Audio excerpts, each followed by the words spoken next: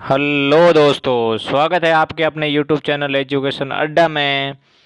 और आज के मैं लेके आया हूँ आपके सामने भारत का भूगोल के सेकंड पार्ट्स के अंदर कुछ क्वेश्चन है। वो जो आज अपन पढ़ेंगे उसके अंदर जो भारत की तट रेखा के बारे में जो भी क्वेश्चन बन रहे हैं, जो आपके एग्जाम के पॉइंट ऑफ व्यू से काफ़ी इंपॉर्टेंट है, मैं वो क्वेश्चन आपके सामने रखने जा रहा हूँ।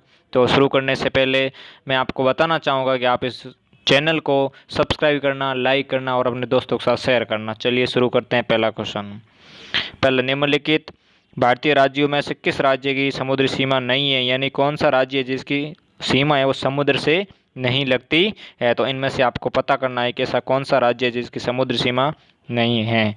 तो चलो देखते हैं किन की समुद्री सीमा नहीं है।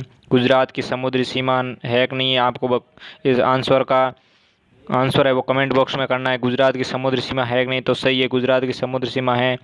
गोवा की है, महाराष्ट्र की है। अपने को पता करना अपने राजस्थान की समुद्री सीमा है कि नहीं है कोई, तो राजस्थान की कोई समुद्री सीमा नहीं, यानी इसका आंसर ये सही हो गया। राजस्थान में समुद्री सीमा नहीं है, क्योंकि हम एक तरफ पे ऐसे ही मर रहे हैं, तो समुद्री सीमा कहाँ से होगी। सेकंड क्वेश्चन आपके सामने, भारत की सबसे लंबी ज्वार टनल किस राज्य में है, यानी भारत की सबसे लंबी ज्वार टनल अब नहीं है, थी।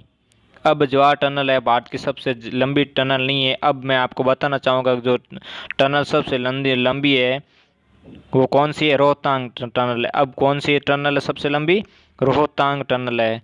कौन सी, रोहतांग टनल है। और ये एकदम करंट का क्वेश्चन है, रोहतांग टनल का नाम बदल करके अटल टनल कर दिया गया है।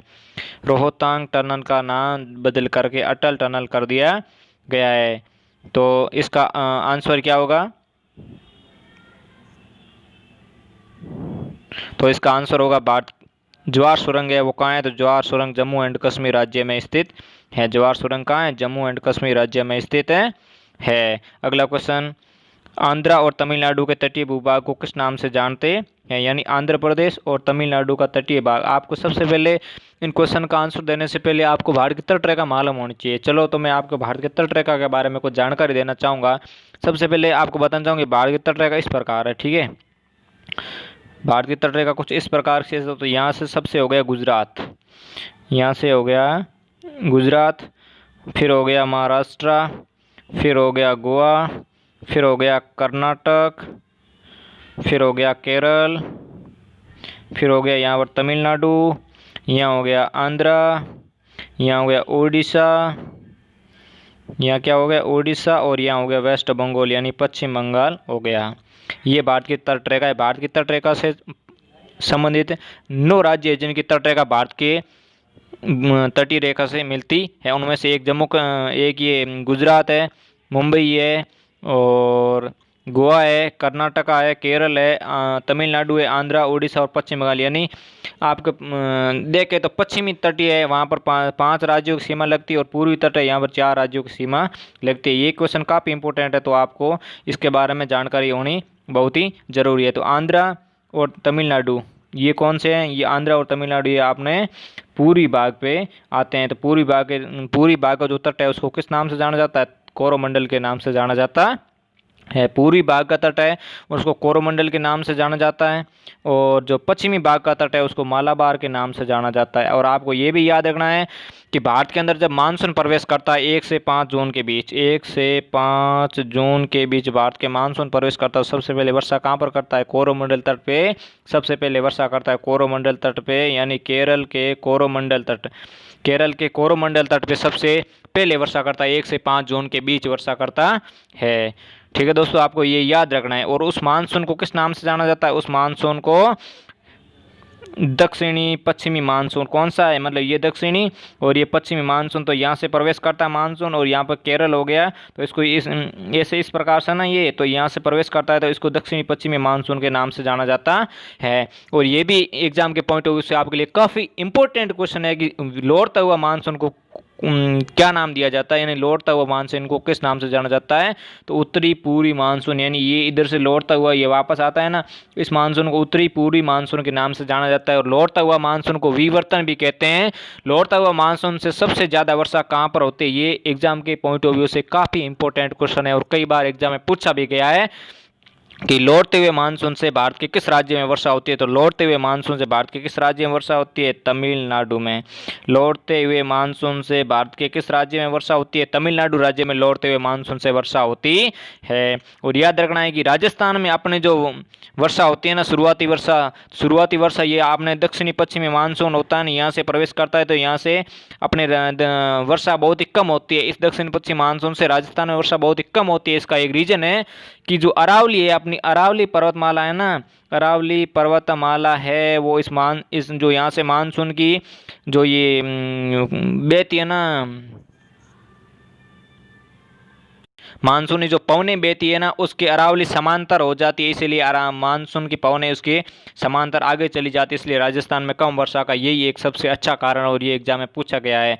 ठीक है दोस्तों, तो आंध्रा के तटरेखा को बोल लिया। कोकण रेलवे किसको कहा जाता है? कोकण रेलवे, कर्नाटक के रेलवे को कोकण रेलवे के नाम से जाना जाता है। कोरोमंडल हो गया आंध्रा वाले को, मालाबार तमिलनाडु को, और पूर्वी तट पे ये दो स्थित है, ये वाला। ठीक है दोस्तों, अगला क्वेश्चन आपके सामने। प्रस्तावित समुद्री मार्ग सेतु समुद्रम किन समुद्री विथिकाओं से गुजरने वाली नहर है? यानी ये सेतु समुद्र में, ये सेतु समुद्र परियोजना ये किसको जोड़ती, इनमें से किसको जोड़ती है? सेतु समुद्रम परियोजना इनमें से किसको जोड़ती है? तो मन्नार की खाड़ी में स्थित है।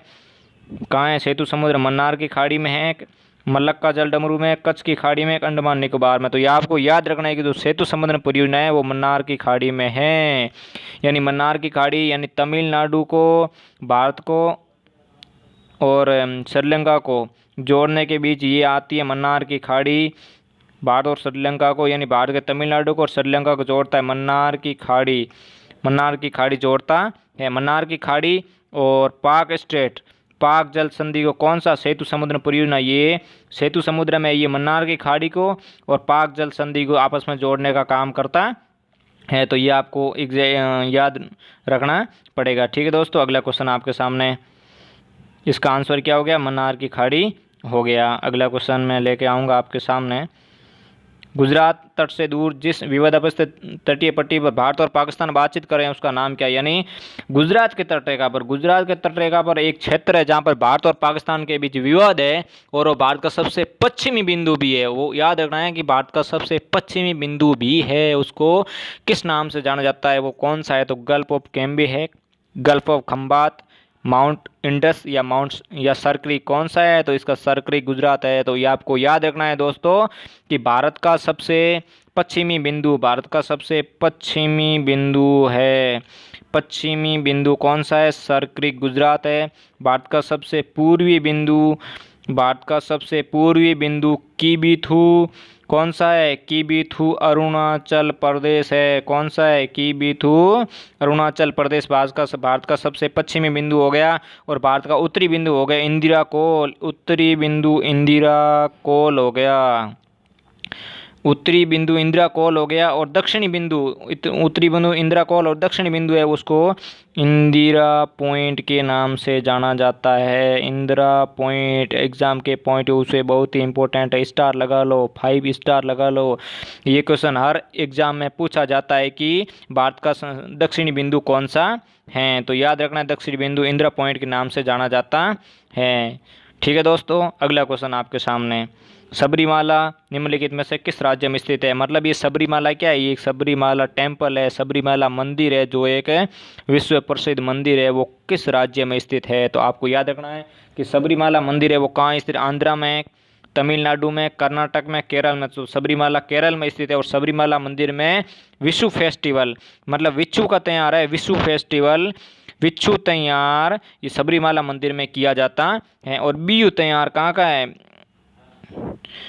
बिहू जो त्यौहार है वो असम का प्रसिद्ध है। कौन सा है? बिहू त्यौहार। ये आपको याद रखना है कि बिहू फेस्टिवल कौन सा? जो बिहू फेस्टिवल है वो असम का प्रसिद्ध है। ये भी एग्जाम के पॉइंट ऑफ व्यू से काफ़ी इंपॉर्टेंट है, आपको याद रखना है। तो सबरीमाला टेम्पल केरल में। और यहाँ पर एक बात इससे जुड़ती हुई मैं आपको यह बता दूंगी, सबरीमाला टेम्पल है उसमें महिलाओं को जाना वर्जित है। सबरीमाला टेम्पल में महिलाओं को जाना वर्जित है। इसमें कोर्ट भी हस्तक्षेप कर चुका है, लेकिन वहाँ पर महिलाओं को जाने नहीं दिया जा रहा है। तो ये भी बात आपको पॉइंट ऑफ व्यू से याद होनी चाहिए। आगे केरल के तट को किस नाम से जाना जाता है, ये मैंने अभी अभी बताया है। इस क्वेश्चन का आप आंसर है कमेंट बॉक्स में जरूर करना। तो केरल के तट को किस नाम से, मालाबार के तट पे यहाँ पर सबसे पहले वर्षा होती बता दिया, ठीक है। कर्नाटक के तट को केंद्र तट नाम जाना जाता है। अगला क्वेश्चन आपके सामने, भारत की तट रेखा कितनी है, मतलब भारत की तट रेखा कितनी है। ये भी एग्जाम के पॉइंट ऑफ व्यू से बहुत ही इंपॉर्टेंट क्वेश्चन है, काफ़ी बार एग्जाम में पूछा गया है। भारत की तट रेखा कितनी है, तो भारत की तट रेखा कितनी है, 7500 है। कितनी है भारत की तट रेखा, 7500 है। और भारत की तट रेखा कितनी है, 7500 है, ठीक है दोस्तों। अगला क्वेश्चन, सबरीमाला निम्नलिखित में किस राज्य में, ये हो गया। अगला क्वेश्चन है, आंध्रा और तमिलनाडु के तटीय भूभाग को किस नाम से जाना जाता है। आंध्रा और तमिलनाडु, आंध्र प्रदेश और तमिलनाडु के भूभाग को किस नाम से जाना जाता है, तो कोरोमंडल तट के नाम से जाना जाता है। अगला क्वेश्चन, लक्षद्वीप कहाँ स्थित है, ये याद रखना है। लक्षद्वीप मैंने भी कल भी बताया, लक्षद्वीप सबसे छोटा केंद्र शासित प्रदेश कौन सा है। लक्षद्वीप सबसे छोटा केंद्र शासित प्रदेश है। और ये कहाँ स्थित है, तो लक्षद्वीप बंगाल की खाड़ी में है, हिंद महासागर में, अरब सागर में। तो आपको अगर एग्जाम आपको क्रैक करना है तो आपको पॉइंट मतलब जो ऑप्शन आते हैं उनको काटना आना चाहिए। जैसे हिंद महासागर में तो ऑप्शन होगा नहीं, इनमें से एक होगा, तो इसमें से चूज करना आपको। बंगाल की खाड़ी में होगा, अरब सागर में। तो लक्षद्वीप कहाँ है, अरब सागर में स्थित है। लक्षद्वीप कहाँ है, लक्षद्वीप अरब सागर में स्थित है। और अंडमान और निकोबार द्वीप समूह, कौन से अंडमान और निकोबार द्वीप समूह हैं, अंडमान और निकोबार द्वीप समूह वो बंगाल की खाड़ी में स्थित है। ये भी एग्जाम के पॉइंट ऑफ व्यू से बहुत ही इंपॉर्टेंट है। अंडमान निकोबार द्वीप है, ये भारत के सबसे बड़े केंद्र शासित प्रदेश अंडमान और निकोबार द्वीप समूह हैं। अगला क्वेश्चन, अंडमान और निकोबार द्वीप समूह निम्नलिखित में से किसके द्वारा एक दूसरे से अलग होते हैं। अंडमान और निकोबार द्वीप समूह हैं, इसमें से किसके द्वारा अलग होते हैं, तो आपको याद रखना अंडमान और निकोबार द्वीप समूह है वो 10 डिग्री चैनल यानी 10 डिग्री चैनल से अंडमान और निकोबार द्वीप समूह अलग होते हैं। और इसके अंदर भी जाके आपको पूछ सकता है कि अंडमान और निकोबार 10 डिग्री चैनल कौन सी है, तो छोटे अंडमान को लिटिल निकोबार से अलग करता है, ठीक है दोस्तों। तो ग्रेट चैनल हो गया अंडमान सागर और ये हो गया। अगला क्वेश्चन, निम्नलिखित में से किस राज्य की भूमि भारत के पूर्वी और पश्चिमी तटों पर, या निम्नलिखित में से किसकी भूमि भारत के पूर्वी तट भी है और पश्चिमी तट पे भी है। तो आपको इनमें से देखना है कि पांडिचेरी की भूमि पूर्वी तट यानी यहाँ भी है और पश्चिमी तट पे भी है। पांडिचेरी, केरल, आंध्रा और महाराष्ट्र किसकी भूमि, निम्न में से राज्य की भूमि भारत के पूर्वी और पश्चिमी तटों पर है। तो किसकी, पांडिचेरी की भूमि पूर्वी और पश्चिमी तटीय पर है। लक्षद्वीप में कितने द्वीप समूह, ये भी एग्जाम के पॉइंट ऑफ व्यू से बहुत ही इंपॉर्टेंट है कि लक्षद्वीप में कितने द्वीप समूह, सॉरी यहाँ पर 36 दे रखे हैं, ठीक है, ये मतलब दिख नहीं रहा है। तो लक्षद्वीप में कितने द्वीप समूह है, तो लक्षद्वीप में 36 द्वीप समूह। लक्षद्वीप में 36 में से 10 द्वीप पर कौन से हैं, 36 में से 10 द्वीप पर ही आबादी निवास करती है। 36 में से 10 द्वीप पर आबादी रहती है। 36 में से ओनली फॉर 10 द्वीप है जहाँ पर आबादी निवास करती है। अगला, लक्षद्वीप समूह कहाँ स्थित है, तो लक्षद्वीप समूह कहाँ स्थित है, अरब सागर में स्थित है, ठीक है दोस्तों। तो आज के लिए बस इतना ही। इस चैनल को मैं एक बार फिर से बताना चाहूँगा कि आप सब्सक्राइब करना, लाइक करना और अपने दोस्तों के साथ शेयर जरूर करना।